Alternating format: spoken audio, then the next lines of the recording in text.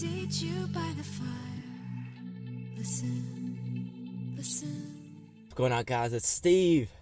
So yesterday, like promised, a lot of you guys didn't think I would actually do it, but I did promise you guys that I was going to do the hairline video. Now, just to let you guys know, I actually filmed that video. I kept it on the low because, I told you guys the date, December 13th. I kept it on the low for a while, but I actually filmed that video around, and by the way, if you hear anything, I'm back in New York, so there's that. And I kind of messed up because before we start this NBA video, I'll probably talk for like 2 minutes, but I kind of messed up.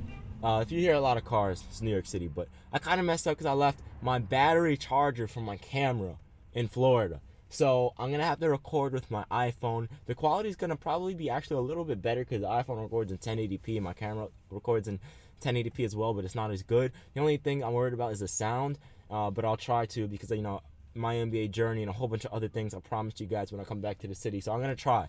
I kind of messed up there. But yeah, so I promised you guys I was going to do the hairline video, and I actually filmed that video over Thanksgiving break. I actually, filmed the video over Thanksgiving break, but I kept it on the low because I told you guys I don't want to upload it until I get back in New York because I want to implement like more in real life videos and things like that. So that's why I held off on it. A lot of you guys enjoyed. That's probably one of my most successful videos ever so far. Not in terms of views, but in terms of likes. Like it had 0 dislikes. It probably have a dislike soon, but it had like 70 likes in like 2 hours. It's crazy. For me that's crazy. But anyway, so let's just talk about the NBA. So the New York Knicks and the Charlotte Hornets are battling for the 3rd seed in the Eastern Conference. Now, I predict 2nd or 3rd seeds either going to be Toronto and New York or New York and Toronto. Now, I'm leaning towards Toronto as number 2 and New York as number 3. But there's also the chance that, Charlotte could be there. But in the long run, I don't think Charlotte will last as long as New York will, especially with Kristaps Porzingis playing the way he is at this moment. And by the way, who's that? What's that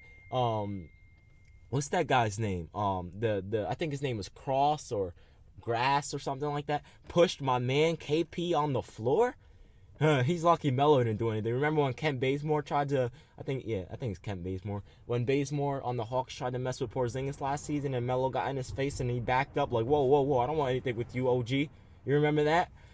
So he's lucky Melo didn't do anything because he pushed KP on the ground. KP jumped up, pushed him back, and then Tyson Chandler interfered and things like that. He's lucky because Melo was right there too. He approached him. He's lucky Melo didn't do anything because we all know how Melo, D-Wade, and Braun are to the younger guys. They're really protected because at one point they were the younger generation, and obviously Kristaps Porzingis is part of that new future superstar generation. So there's that, So in terms of that, it's crazy. it was a great game. Unfortunately, we lost, but it happens. It was a good game though. So I'm excited. I still think the Knicks will finish, 3rd in the Eastern Conference. We have a long way to go throughout the season. I think the Knicks can grind it out better and longer, and they're more durable than the Charlotte Hornets. I think the Hornets are great. They're a solid team, but I don't think they're going to finish with a better record just because Kemba doesn't have as much help as Melo and KP do, and that's just a fact. And as the season winds down and people get injured, it's inevitable. People are going to get injured. Things are going to happen. Derrick Rose, we had a scare of Derrick Rose against Phoenix. I was worried. He left the game with back spasms because he landed hard. So there's that. So overall, it's a great game, man. Great game. Unfortunately, we lost, but it happens. Things happen. You can't win everything. But the Knicks are doing good. Indiana's starting to do good. I'm happy for Paul George. He had a great game. I think it was not last night, but the night before. He's playing well. His team is getting better, and I'm excited to see what Paul George is going to do, But anyway, so now, this is what we're going to be doing from now on. We'll probably do this once a day. It's going to be like an NBA daily preview. So this is like an introduction to this new series.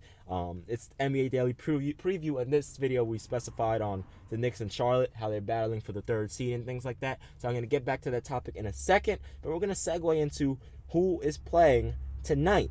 We have the Raptors versus the 76ers. We have the Charlotte Hornets versus the Washington Wizards. Now, if Charlotte wins tonight, they secure the 3rd seed, and the New York Knicks drop down to the 4th seed. Now, I think they're both 14 and 11.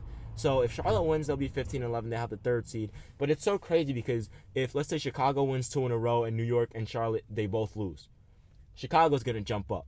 Or Indiana, if they win 3 in a row, they'll jump up. Or 2 in a row, actually. Like, that's how close the seedings are right now. So it's up for grabs still. But I still think New York and Chicago are going to be the ones that can grind it out because they have the veteran experience in Dwyane Wade and Rajon Rondo in Chicago. Then you have the young talent in Jimmy Butler, who's having an MVP caliber season. Then you have the veteran experience in Derrick Rose, Joakim Noah, Carmelo. You have Courtney Lee, who's a veteran. And then you also have the rookie superstar power of Kristaps Porzingis. So, I think New York and Chicago are going to grind it out. But anyway, Charlotte versus Washington. I think Charlotte can come out with it. Washington has been playing well lately, though. Next up, we have Clippers versus Orlando. We also have Indiana versus Miami. Los Angeles versus Brooklyn. By the way, Indiana versus Miami is going to be on ESPN. And then following that, we're going to have Boston versus San Antonio. So we have 2 good games on tonight. I think it starts at 7 p.m., this doubleheader. It's going to be really good, really fun to watch. I'm excited for it. Dallas versus Detroit. OKC versus Utah. Sacramento versus Houston. Cleveland versus Memphis. The only sad thing about this Cleveland versus Memphis, because this would have been a good game because Memphis is playing extremely well. I think they're 17-9 right now. Memphis is playing, or something like that. It's either 15, 16, or 17-9. Memphis is playing well, and Cleveland's on a 5-game winning streak. The only thing that sucks is LeBron, Kyrie, and Kevin Love are not going to be playing tonight. They announced all 3 of them. They're not even going to be traveling with the team to Memphis. They're going to be resting, so it's unfortunate. Oh my gosh, there's so many cars going by, dude. It's, that's what sucks about New York. Even in your house, you hear cars.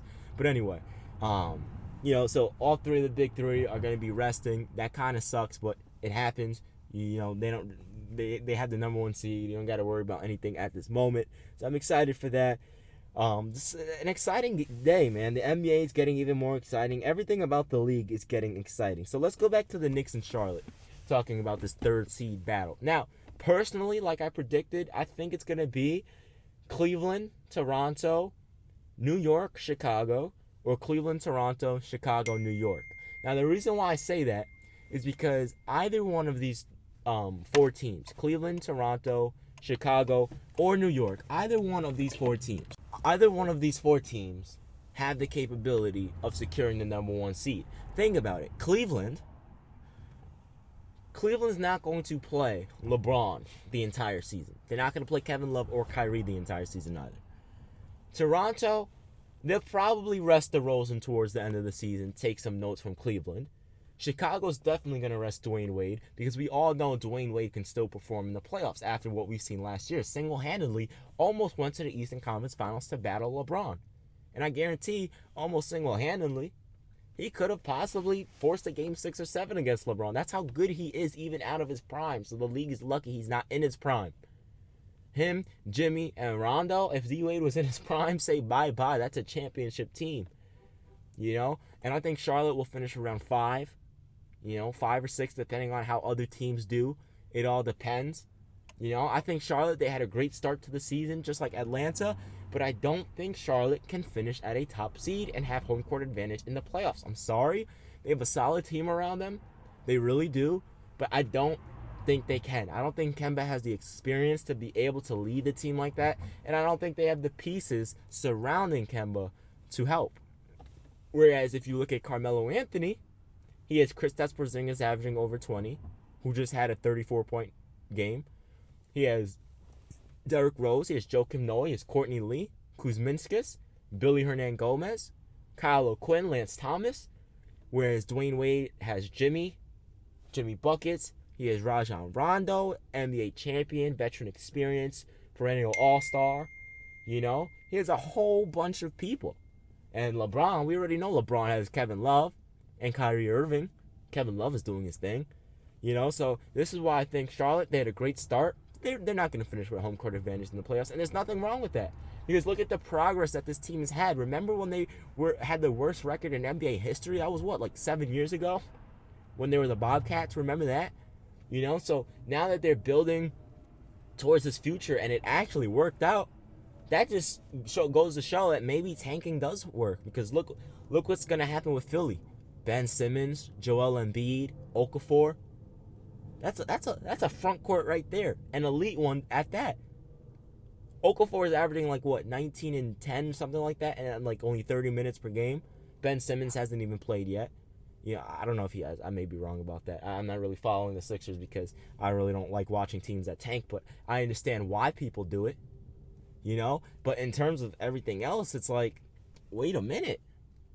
You know, like, the Sixers have a future, man. They have a really good future, and I'm excited for that, you know? But tonight, the games that I'm really excited for tonight are Indiana versus Miami. That's going to be a great game, to be honest. I want to see what Paul George has in store. I love watching Hassan Whiteside because he's so refreshing to watch a big man like that. Because, yeah, we have Andre Drummond and Greg Monroe, you know, but we don't have big men like Hassan Whiteside, like tall, lengthy, strong, block shots, rebounds, you know, like crazy defenders. Like, we don't have that, you know. I know we have DeMarcus Cousins who's dropping nearly 30 and things like that, but come on, you know. So there's that. And I'm also excited to see Boston versus San Antonio. I like watching Kawhi play. He amazes me sometimes, like how his defense can win a game. It amazes me. And Boston, Isaiah Thomas, he's becoming one of my favorite players. This guy hits the most ridiculous shots I've ever seen for a 5'9" guy. And he's not even 5'9". He's listed as 5'9", but just like Nate Robinson, he's really like 5'5", 5'6", 5'7". It's crazy. So anyway, guys, hope you guys enjoyed this video. I'm back in New York. Hope you guys enjoy your Christmas vacation. It's Mr. Steve. Peace.